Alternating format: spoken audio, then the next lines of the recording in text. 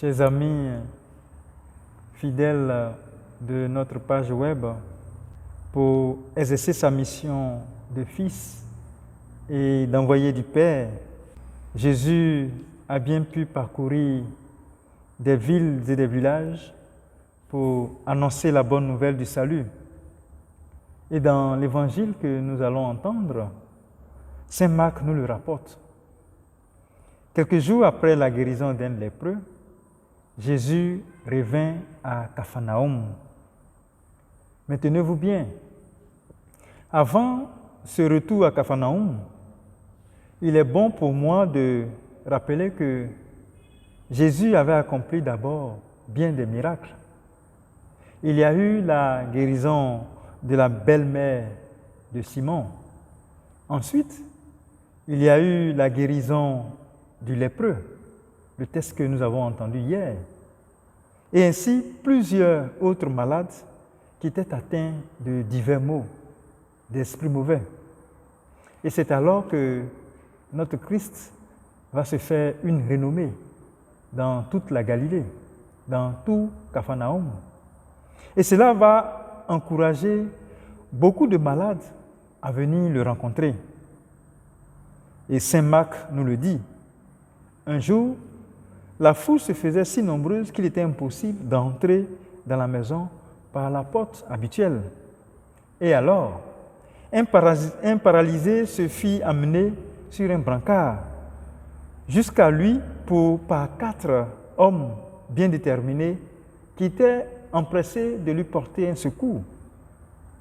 Ils avaient ouvert le toit de la maison où se trouvait Jésus pour déposer ce dernier aux pieds de Jésus. On le voyait comme celui qui a le pouvoir de guérir, ce Jésus-là. Et c'est bien face à ce témoignage de ceux-là même qui portaient ce malade, ce paralytique sur le brancard. C'est bien devant ce témoignage de leur foi que Jésus va s'engager à guérir l'homme, tout en leur précisant clairement que cette guérison était le fruit même du pardon des péchés, les péchés qu'avait commis ce malade, et non pas simplement un geste pour manifester qu'il avait une puissance, qu'il était Dieu. Non, il ne s'agissait pas de cela. Malheureusement, cette guérison n'a pas été comprise par ceux-là même qui en ont été témoins. Ils vont refuser de reconnaître le pouvoir de pardon qu'accordait le Christ.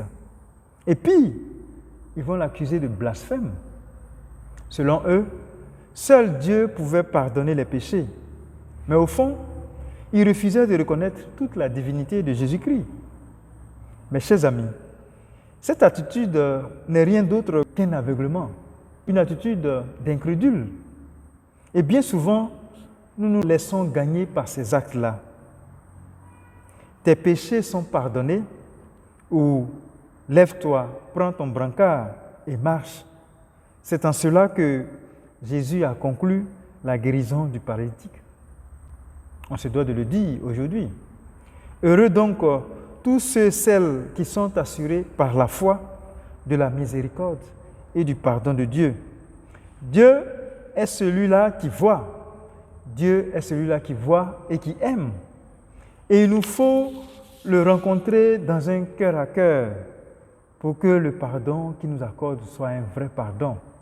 Il s'est fait homme en Jésus et donc il a le pouvoir de pardonner les péchés. Il est le Fils de Dieu, c'est Jésus.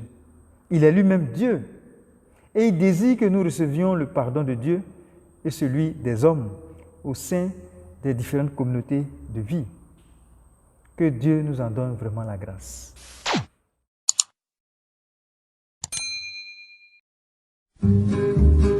Dominique et Nick s'en allaient tout simplement. Oh Dieu, pauvre et chantant.